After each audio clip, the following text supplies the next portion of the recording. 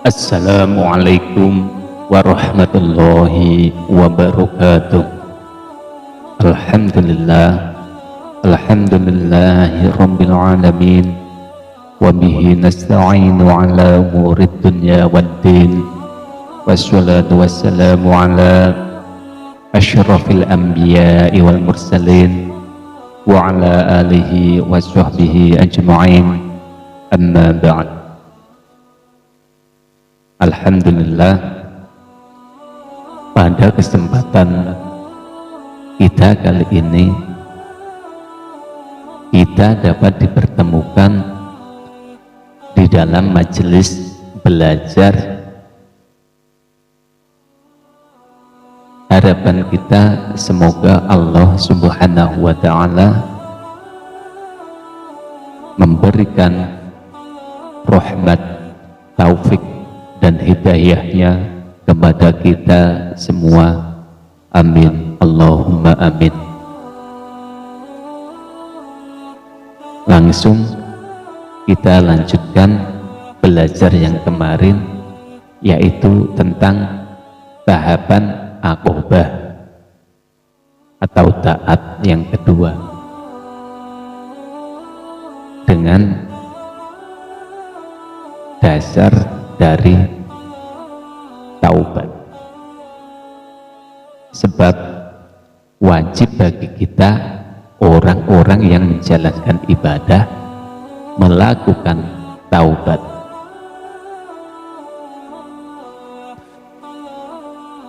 Sebab diwajibkan taubat ada dua hal agar kita taat. Sebab perbuatan dosa menghalangi perbuatan taat dan menghilangkan ketauhidan, berkhidmah kepada Allah, dan menghalangi kita untuk berbuat kebaikan. Terus menerus berbuat dosa membuat hati menjadi hitam, kelam dan keras. Tidak ada kebersihan dan kejernihan, tidak akan ikhlas dan senang dalam beribadah. Jika Allah tidak memberikan rahmat, maka hati yang demikian itu akan terjerumus, akan menjerumuskan ke dalam kekufuran dan kecelakaan.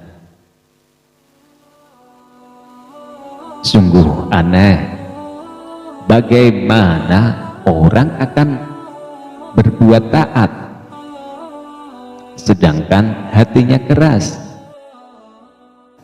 Bagaimana orang akan berkhidmah jika terus menerus berbuat maksiat dan sombong?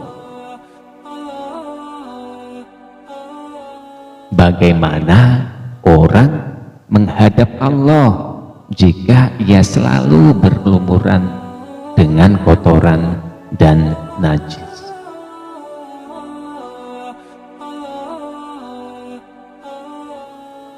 Idza kadzdzabal 'abdu tanaha anhul malakani min mitani ma yakhruju min fi.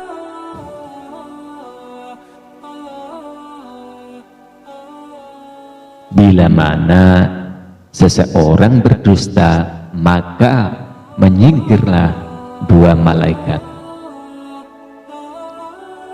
Mereka tidak akan tahan bau ucapan dusta yang keluar dari mulutnya. Jika demikian, bagaimana lisan seperti itu dapat berzikir kepada Allah Azza wa Jalla? Oleh karena itu, tidak mengherankan jika seseorang selalu berbuat maksiat, tidak akan mendapatkan taufik, sehingga anggota badannya merasa berat untuk menjalankan ibadah kepada Allah. Jika kebetulan menjalankannya, ia merasa kepayahan, tidak dengan perasaan senang dan ikhlas. Hal itu disebabkan karena dosanya dan meninggalkan taubat.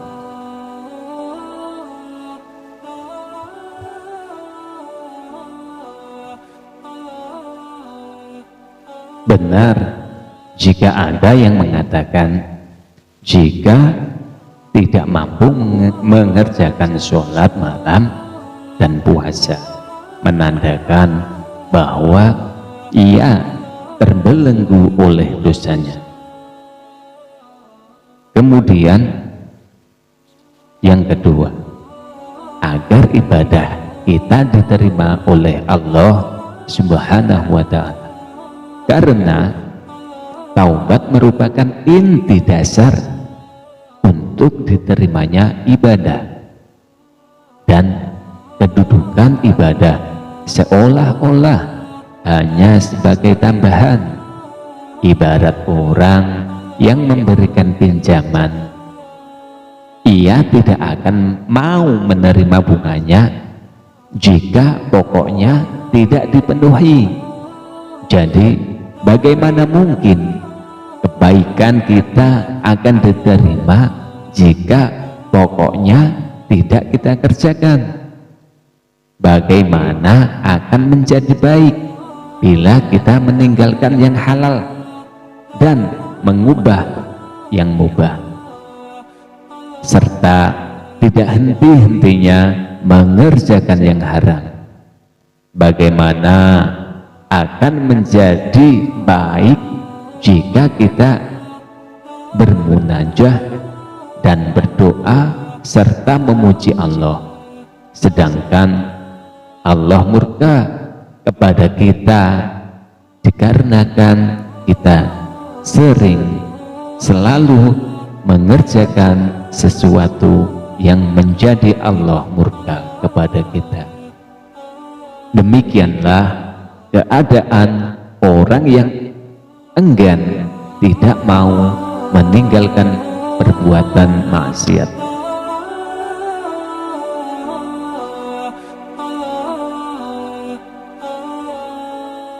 Semoga Allah memberikan pertolongan kepada kita dalam bertaubat. Makna taubat, batas-batasannya, dan hal-hal yang harus dikerjakan agar bersih dari segala dosa adalah membersihkan hati dari segala dosa. Guru kami pernah mengatakan, taubat adalah meninggalkan dosa yang pernah diperbuat dan dosa-dosa yang sederajat dengan itu, dengan mengagungkan Allah dan takut akan murkanya.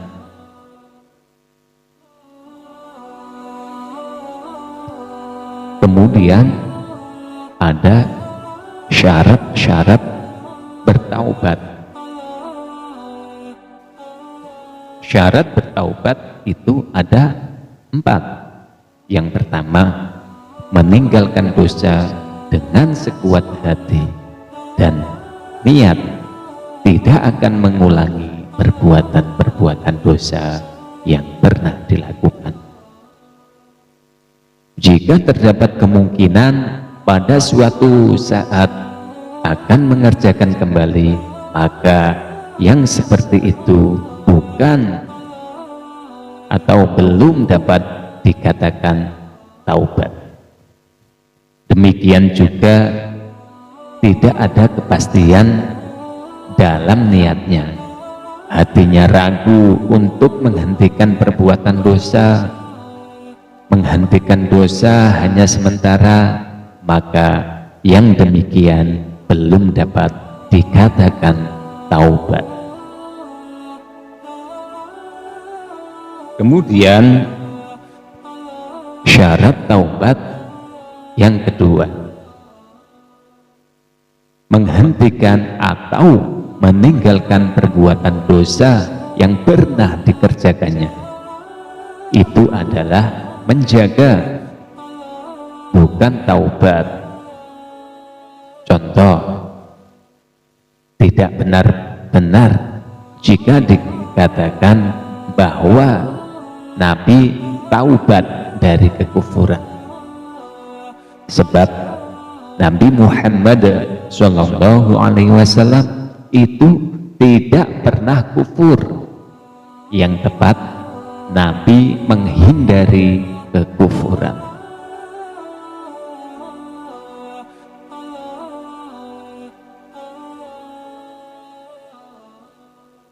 Tetapi terhadap Sayyidina Umar radhiyallahu anhu, tepat jika beliau dikatakan Sayyidina Umar radhiyallahu anhu bertaubat dari kekufuran, karena beliau telah meninggalkan perbuatan-perbuatan jahiliyah. Zaman jahiliyah itu zaman kebodohan.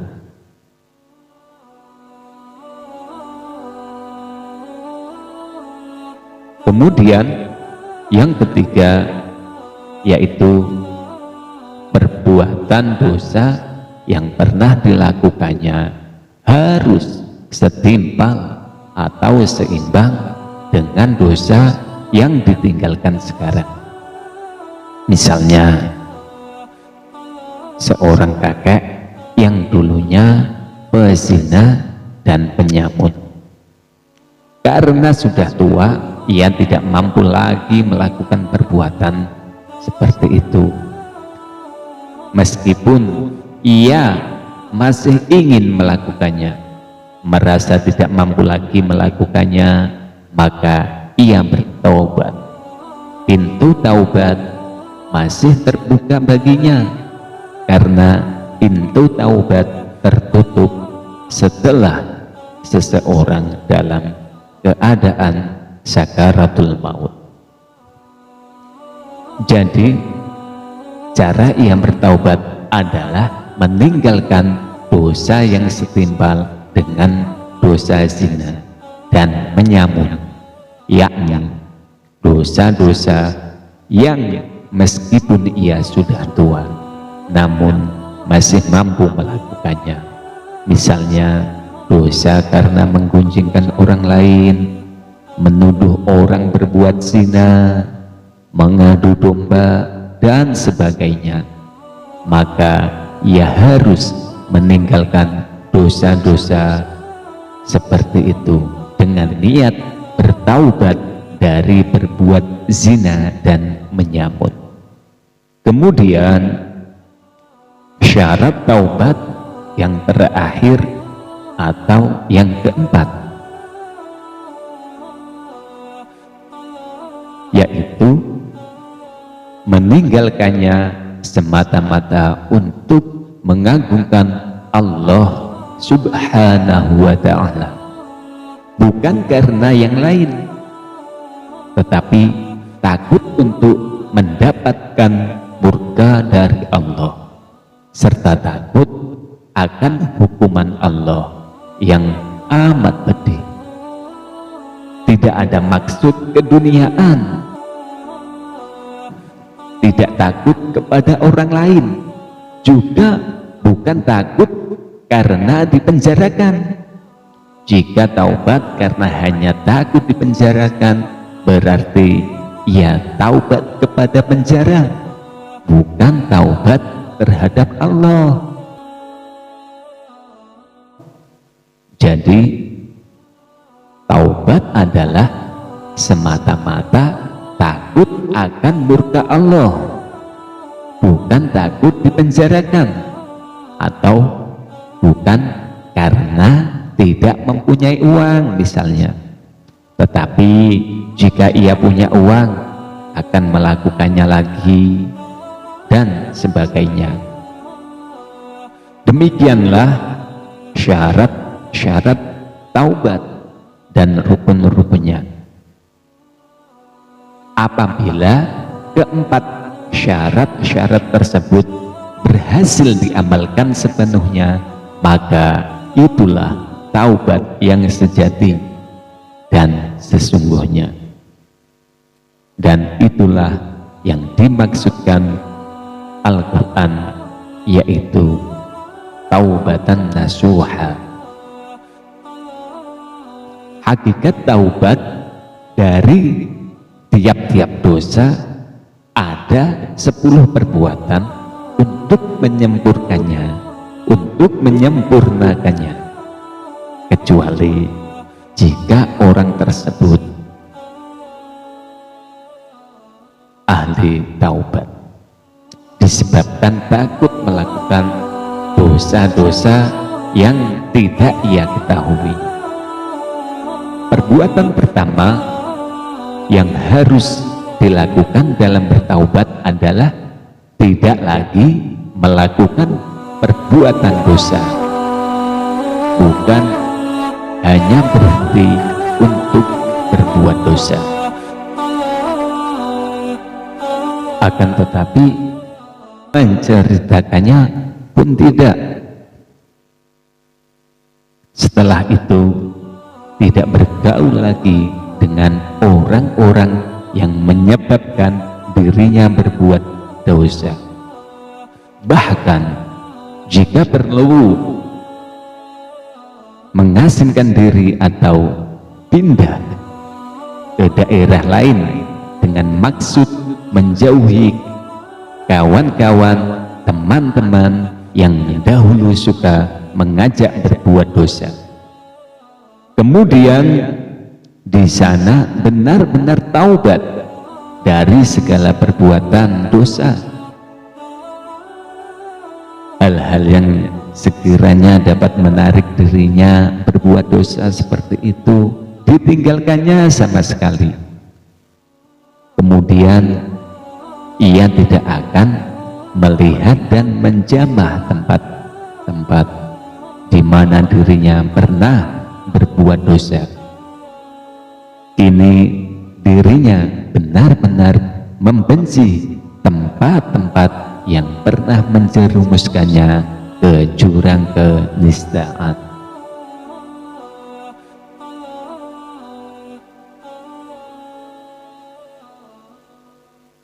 Karena sudah bertaubat, ia tidak mau mendengarkan orang yang sedang memperbincangkan perbuatan maksiat. Ia pergi menjauhinya atau menutup kupingnya, sebab kini ia benar-benar bertaubat dan membenci hal-hal perbuatan seperti itu. Kemudian ia bertaubat dari keinginan hati, dan inilah yang paling sulit, bertaubat dari keinginan hati. Berarti hatinya harus tertutup sama sekali. Jika terdapat dorongan untuk melakukannya, ia mampu menahan. Intinya ia memperoleh kemenangan. Ia memperoleh kemenangan dari dorongan syaitan. Dan inilah taubat yang paling sempurna. Kemudian ia taubat dari kelalaian yang terdahulu, karena taubat yang pertama dirasa kurang memenuhi persyaratan. Jika dalam taubat yang pertama tidak sepenuh hati karena Allah, ini ia taubat kembali. Setelah itu taubat dari kekosongan karena dapat bertaubat, sebab ada yang bangga dengan taubatnya, mengagumi dirinya yang telah bertaubat. Ibaratnya seorang pelukis mengagumi lukisannya, mengagungkan hasil karyanya. Ia begitu bangga dengan taubatnya. Alangkah sempurna taubatku tempo dulu, tempo hari misalkan. Berarti taubatnya tidak didasari karena Allah. Dengan demikian ia harus bertaubat kembali, kemudian mengesahkan Allah Ta'ala agar bersih dari perbuatan-perbuatan tersebut,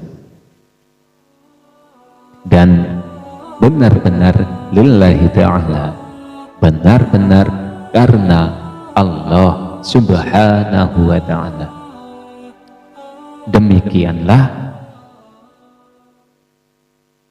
tahapan taubat dan syarat-syarat dan rukun-rukunnya. Insya Allah kita akan dipertemukan lagi dalam belajar selanjutnya, insya Allah di bidang tahapan niatan taubat. Sampai sekian dulu, kami akan undur diri. Wabillahi taufiq wal hidayah. Wassalamualaikum warahmatullahi wabarakatuh.